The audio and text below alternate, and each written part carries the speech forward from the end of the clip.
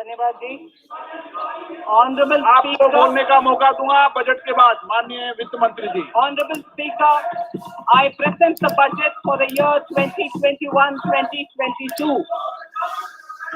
As introduction, Honorable Speaker, the preparation of this budget was undertaken in circumstances like never before.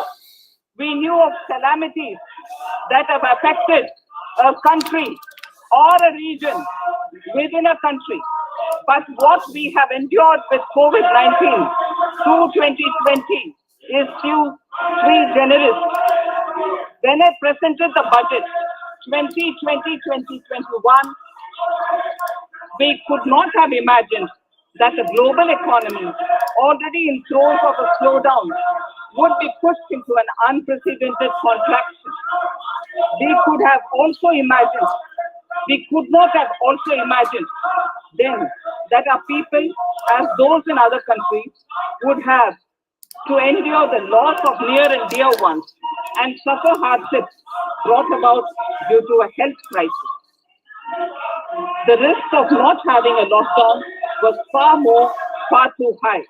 Within 48 hours of declaring a 3-week-long complete lockdown, the Prime Minister announced the Pradhan Mantri Garib Kalyan Yojana, valued at 2.76 lakh crores, that provided free food grains to 800 million people, free cooking gas for 80 million families for months, and cash directly to over 400 million farmers, women, elderly, the poor, and the needy.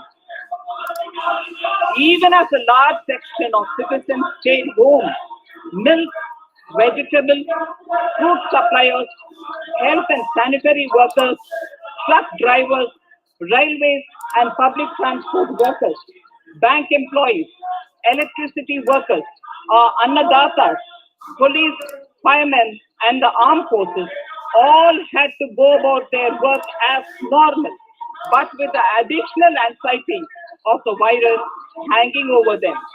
We recognize this, and I think I speak on behalf of everybody in this august house when I express my heartfelt gratitude to these men and women for how they were able to carry out their work and duty to provide for the nation's basics over those crucial months. Speaker, sir, for public good, honorable members of parliament and members of legislative assemblies too offered their salaries. In May 2020, the government announced the Atmanirbhar Bharat package to sustain the recovery. Further into the year, we also rolled out 2 more Atmanirbhar packages, 2 and 3. Total financial impact of all the Atmanirbhar Bharat packages, including measures taken by the RBI, was estimated to be about 27.1 lakh crores, which amounts to more than 13% of our GDP.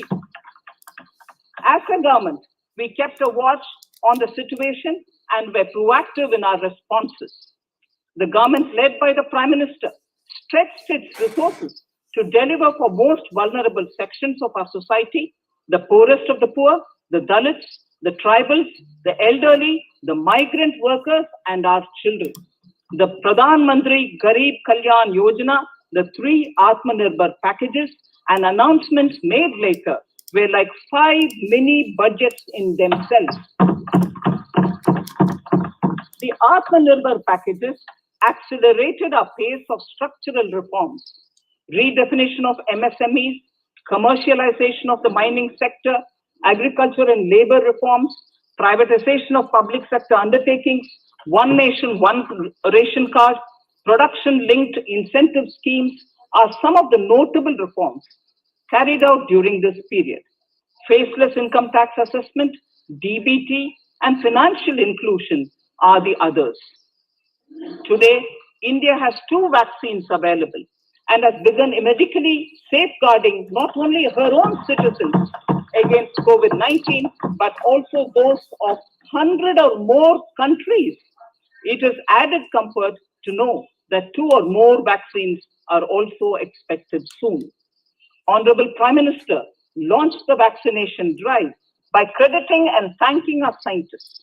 We are ever grateful for the strength and rigor of their efforts. Having said that, we are all reminded time and again that our fight against COVID-19 continues into 2021.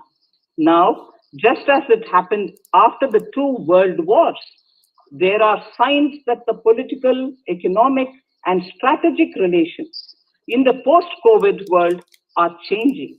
This moment in history is the dawn of a new era, one in which India is well poised to truly be the land of promise and hope. I borrow the words of Rabindranath Tagore. Faith is the bird that feels the light and sings when the dawn is still dark. Faith is the bird that feels the light and sings when the dawn is still dark. In this spirit, I can't help but recall the joy that we as cricket-loving nation felt after the Team India's recent spectacular success in Australia. It has reminded us of all the qualities that we as a people, particularly our youth, epitomize of having abundant promise and the unsuppressed thirst to perform and to succeed. Today, data shows that India now has one of the lowest death rate of 112 per million population and one of the lowest active cases of about 130 per million. This has laid the foundation to the revival we are seeing now in the economy. This budget will be the first of this new decade. This budget will also be a digital budget, and that has happened with all your support.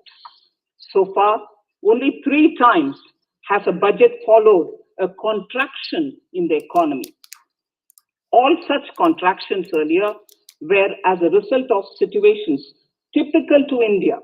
This time, the contraction in our economy is due to a global pandemic, just like in several other countries.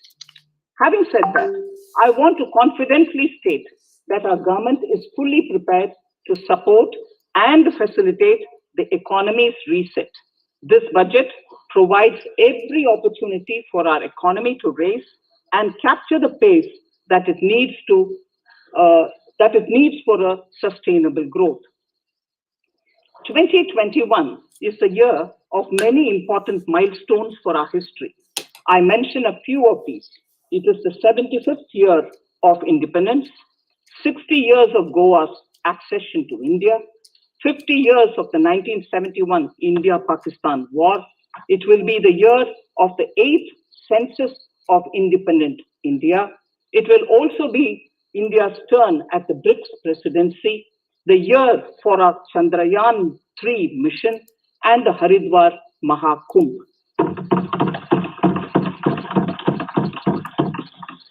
Honorable Speaker, before I commence part A of the budget, I want to take a moment to acknowledge how isolating and distancing seemed like insurmountable challenges for a country like ours that has people coming together in times of crisis. It hurts us in many ways. It hurt us in many ways. I bow my head in respect to every citizen for the endurance shown in facing what was an undeniably a tough year for all our physical and mental well-being. Part A. In Part A, I wish to lay a vision for Atmanirbhar Bharat. Atmanirbhar Bharat or Atmanirbharta is not a new idea. Ancient India was largely self-reliant and equally a business epicenter of the world. Atmanirbhar Bharat is an expression of the 130 crore Indians who have full confidence in their capabilities and skills. We are already part of international groupings such as the G20 and the BRICS, the Coalition for Disaster Resilient Infrastructure, and the International Solar Alliance are realities today due to India's efforts.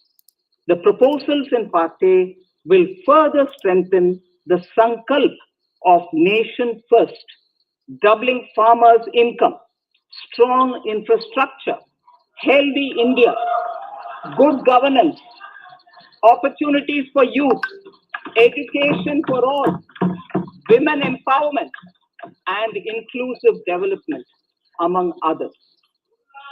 Additionally, also on the path to fast implementation are the 13 promises we had made in the budget of 2015-16, which were to materialize during the Amrit Mahotsav of 2022 on the 75th year of our independence. They too resonate with the vision of Atmanirbharta. The budget proposals for 21-22 rest on 6 pillars: health and well-being, physical and financial capital and infrastructure, inclusive development for aspirational India, reinvigorating human capital, innovation and R&D, and as 6th, minimum government and maximum governance. I now move to talking about the first pillar, health and well-being. Even at the outset, I would like to say that the investment on health infrastructure in this budget has increased substantially. Progressively, as institutions absorb more, we shall commit more. Taking a holistic approach to health, we focus on strengthening 3 areas: preventive, curative, and well-being. Health systems. A new centrally sponsored scheme, PM Atmanirbhar Swasth Bharat Yojana, will be launched with an outlay of about 64,180 crores over 6 years. This will develop capacities of primary, secondary, and tertiary care health systems, strengthen existing national institutions, and create new institutions to cater to detection and cure of new and emerging diseases. This will be in addition to the National Health Mission. The main interventions under the scheme are support for over 17,000 rural and 11,000 urban health and wellness centers, setting up integrated public health labs in all districts, and 3,382 block public health units in 11 states, establishing critical care hospital blocks in 602 districts and 12 central institutions. Strengthening of National Center for Disease Control, its 5 regional branches and 20 metropolitan health surveillance units.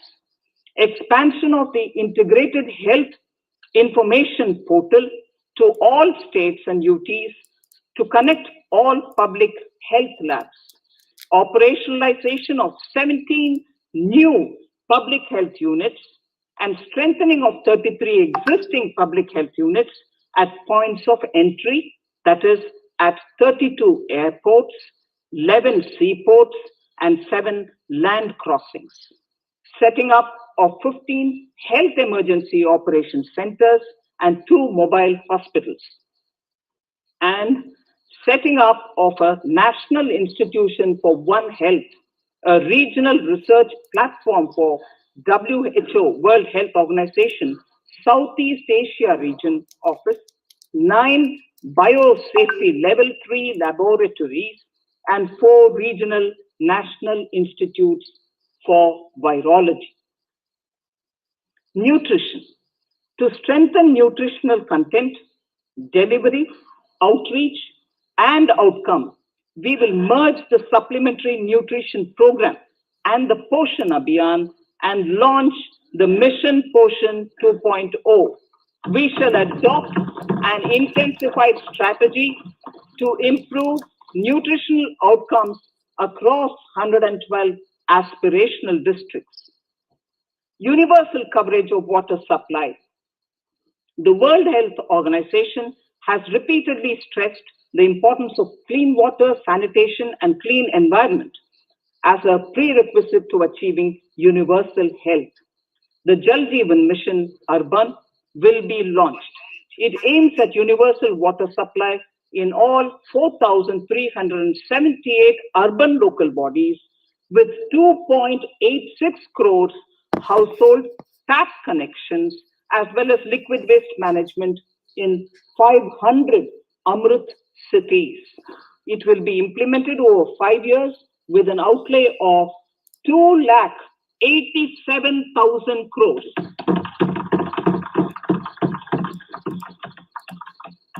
Swachh Bharat and Swasth Bharat. For further Swachhata of urban India, we intend to focus on complete fecal sludge management and wastewater treatment, source segregation of garbage, reduction in single-use plastic, reduction in air pollution by effectively managing waste from construction and demolition activities, and bioremediation of all legacy dump sites. The Urban Swachh Bharat Mission 2.0 will be implemented with a total financial allocation of 1,41,678 crores over a period of 5 years from 2021. Clean air. To tackle the burgeoning problem of air pollution, I propose to provide an amount of 2,217 crores of rupees for 42 urban centers with a million plus population in this budget. Scrapping policy. We are separately announcing, Honorable Speaker, a voluntary vehicle scrapping policy to phase out old and unfit vehicles. This will help in encouraging fuel-efficient, environment-friendly vehicles, thereby reducing vehicular pollution and oil import bills. Vehicles would undergo fitness tests in automated fitness centers after 20 years in case of personal vehicles and after 15 years in case of commercial vehicles. Details of the scheme will be separately shared by the ministry. Vaccines. The pneumococcal vaccine, a made-in-India product, is presently limited to only 5 states. It will be rolled out across the country. This will avert more than 50,000 child deaths annually. Honorable Speaker, I have provided 35,000 crores of rupees for COVID-19 vaccines in this year 21-22. I am committed to provide further funds if required. So the budget outlay for health and well-being is 2,23,846 crores in this BE 21-22 as against the BE of only 94,452 crores, and it marks an increase of 137%. The details of the same are at Annexure 1 of the speech. Honorable Speaker, I now move to the second pillar, physical and financial capital and infrastructure. Atmanirbhar Bharat, production-linked incentive schemes are things which I would like to place an emphasis. For a $5 trillion economy, our manufacturing sector has to grow in double digits on a sustained basis. Our manufacturing companies need to become an integral part of global supply chains, possess core competence and cutting-edge technology. To achieve all of the above, PLI schemes to create manufacturing global champions for an Atmanirbhar Bharat have been announced for 13 sectors. For this, the government has committed nearly 1.97 lakh crores over 5 years starting this financial year. This initiative will help bring scale and size in key sectors, create and nurture global champions, and provide jobs to our youth. Textiles. To enable the textile industry to become globally competitive, attract large investments, and boost employment generation, a scheme of mega investment textiles park will be launched in addition to the PLI scheme. This will create world-class infrastructure with plug-and-play facilities to create global champions in exports. 7 textile parks will be established over 3 years. Infrastructure. The National Infrastructure Pipeline, which I announced in December 2019, is the first of its kind. Whole of government exercise ever undertaken by Government of India. The NIP was launched with 6,835 projects. The project pipeline has now expanded to 7,400 projects. Around 217 projects worth rupees 1.10 lakh crores under some key infrastructure ministries have been completed. The NIP is a specific target which this government is committed to achieving over the coming years. It will require major increase in funding from both the government and the financial sector. In this budget, I propose to take concrete steps to do this in 3 ways. Firstly, by creating the institutional structures. Secondly, by a big thrust on monetizing assets. And thirdly, by enhancing the share of capital expenditure in central and state budgets. Infrastructure needs long-term debt financing. A professionally managed development financial institution is necessary to act as a provider, enabler, and catalyst for infrastructure financing. Accordingly, I shall introduce a bill to set up a development financial institution. I have provided a sum of 20,000 crore rupees to capitalize this institution. The ambition is to have a lending portfolio of at least 5 lakh crores for this DFI within 3 years' time.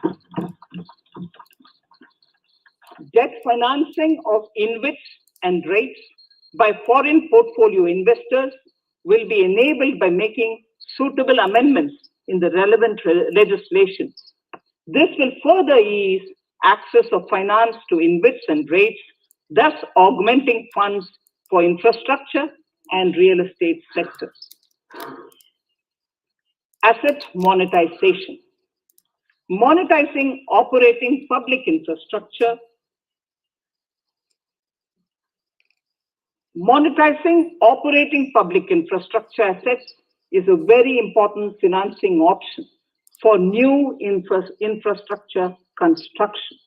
A national monetization pipeline of potential brownfield infrastructure assets will be launched. An asset monetization dashboard will also be created for tracking the progress and to provide visibility to investors. Some important measures in the direction of monetization are National Highways Authority of India and the PGCIL each have sponsored one InvIT that will attract international and institutional investors.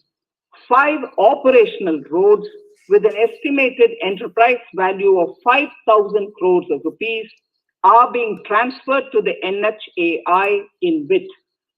Similarly, transmission assets of value 7,000 crores will be transferred to the PGCIL InvIT.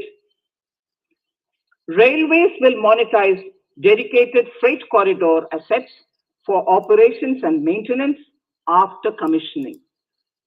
The next lot of airports will be monetized for operations and management concessions. Other core infrastructure assets that will be rolled out under the asset monetization programs are NHAI operational toll roads, 2 transmission assets of PGCL, 3 oil and gas pipelines of GAIL, Gas Authority of India Limited, IOCL and HPCL, airports Authority of India airports in Tier 2 and 3 cities, other railway infrastructure assets, warehousing assets of CPSE, such as the Central Warehousing Corporation and NAFED, among others, and sports stadiums. Sharp increase in capital budget. In the BE 2020-21, we had provided for 4.12 lakh crores for capital expenditure. It was our effort that in spite of resource crunch, we should spend more on capital, and we are likely to end this year at around 4.39 lakh crores, which I have provided in the RE of 2020-2021. For 21-22, I propose a sharp increase in capital expenditure and thus have provided 5.54 lakh crores, which is 34.5% more than the BE of 2020-2021. Of this, I have kept a sum of more than 44,000 crores in the budget head of the Department of Economic Affairs to be provided for projects, programs, or departments that show good progress in capital expenditure and are in need of further funds. Over and above this expenditure, we would also be providing more than 2 lakh crores to states and autonomous bodies for their capital expenditure. We will also work out specific mechanisms to nudge states to spend more of their budget on creation of infrastructure.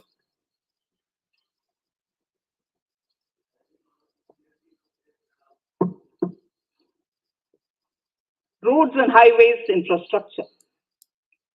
More than 13,000 kilometer length of roads at a cost of 3.3 lakh crores has already been awarded under the 5.35 lakh crores Bharatmala Pariyojana project, of which 3,800 kilometers have been constructed. By March 2022, we would be awarding another 8,500 kilometers and complete an additional 11,000 kilometers of national highway corridors. To further augment road infrastructure, more economic corridors are also being planned. Some are 3,500 kilometers of national highway works in the state of Tamil Nadu at an investment of 1.03 lakh crores. These include Madurai-Kollam corridor, Chittoor-Tachur corridor, and construction will start next year. Second, 1,100 kilometers of national highway works in the state of Kerala at an investment of 65,000 crores, including 600 kilometer section of Mumbai-Kanyakumari corridor in Kerala. Third, 675 kilometers of highway works in the state of West Bengal at a cost of 25,000 crores, including upgradation of existing road Kolkata-Siliguri.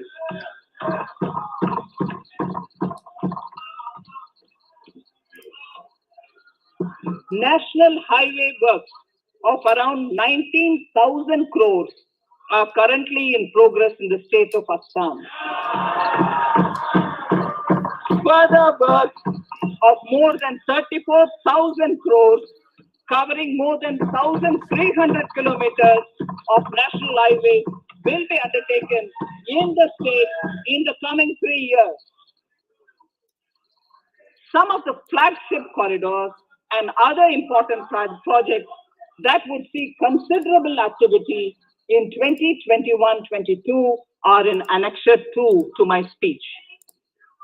I am also providing an enhanced outlay of 1,18,101 lakh crores, 1,18,101 crores for Ministry of Road Transport and Highways, of which 1,08,230 crores is for capital, the highest ever provided.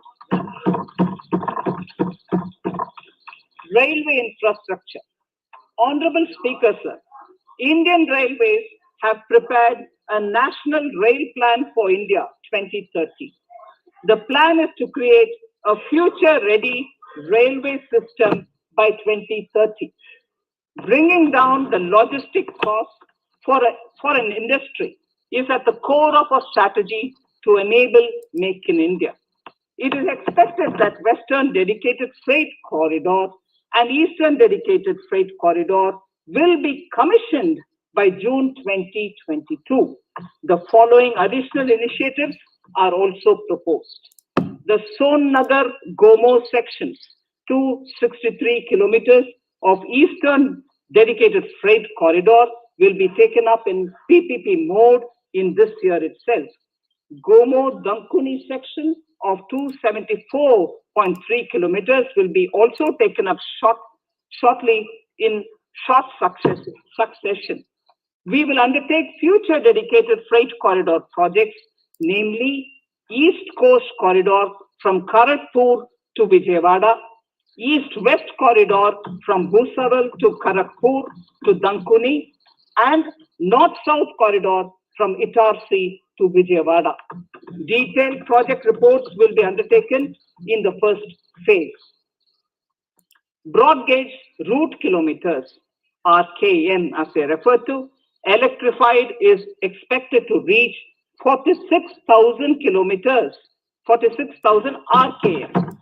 That is 72% by end of 2021 from 41,548 RKMs on 1st October 2020. 100% electrification of broad gauge routes will be completed by December 2023. For passenger convenience and safety, the following measures are being proposed. We will introduce the aesthetically designed Vista Dome LHD coach on tourist routes to give better travel experience to passengers. The safety measures undertaken in the past few years have borne results. To further strengthen this effort, high-density network and highly utilized network routes of Indian Railways will be provided with an indigenously developed automatic train protection system that eliminates train collision due to human error. I am providing a record sum of 1,10,055 crores for railways, of which 1,07,100 crores is for capital expenditure only. Urban infrastructure. We will work towards raising the share of public transport in urban areas through expansion of metro rail networks and augmentation of city bus services. A new scheme will be launched at a cost of 18,000 crores to support augmentation of public bus transport services.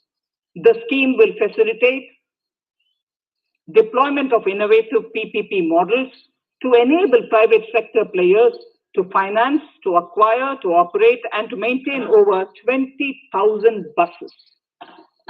The scheme will boost the automobile sector, provide fillip to economic growth, create employment opportunities for our youth, and enhance ease of mobility for urban residents. A total of 702 kilometers of conventional metro is operational, and another 1,016 kilometers of metro and RRTS is under construction in 27 cities. Two new technologies, that is Metro Light and Metro Neo, will be deployed to provide metro rail systems at much lesser cost with same experience, convenience, and safety in Tier 2 cities and peripheral areas of Tier 1 cities also. Central counterpart funding will be provided to Kochi Metro Railway Phase 2 of 11.5 kilometer at a cost of 1,957.05 crores. Chennai Metro Railway Phase 2 of 118.9 kilometers at a cost of 63,246 crores. Bengaluru Metro Railway Project Phase 2A and 2B of 58.19 kilometers at a cost of 14,788 crores. Nagpur Metro Rail Project Phase 2 and Nashik Metro at a cost of 5,976 crores and 2,092 crores respectively. Power infrastructure.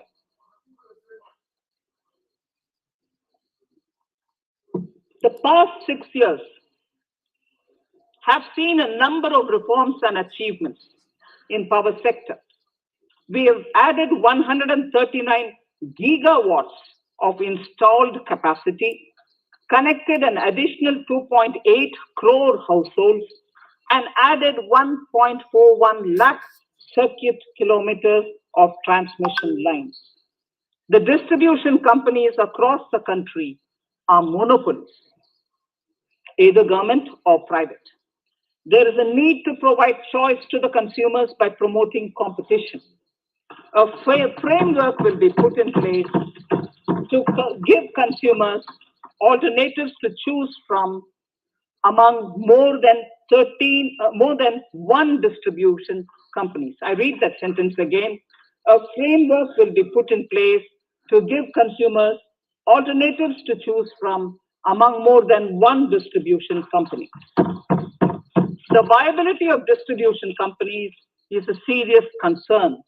A revamped, reforms-based, results-linked power distribution sector scheme will be launched with an outlay of 3,05,984 crores over 5 years. The scheme will provide assistance to DISCOMs for infrastructure creation, including prepaid smart metering, feeder separation, upgradation of systems, etc., tied to financial improvements.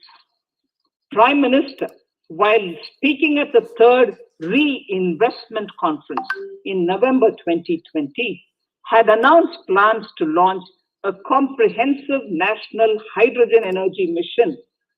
It is now proposed to launch a hydrogen energy mission in 2021-22 for generating hydrogen from green power sources.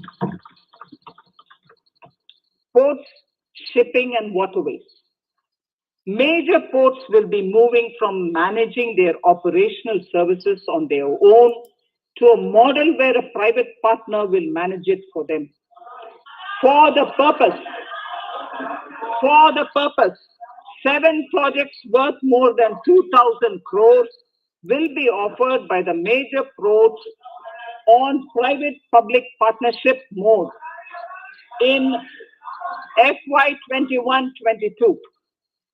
A scheme for promoting flagging of merchant ships in India will be launched by providing subsidy support to Indian shipping companies in global tenders floated by ministries and CPSCs. An amount of 1,624 crores will be provided over 5 years. This initiative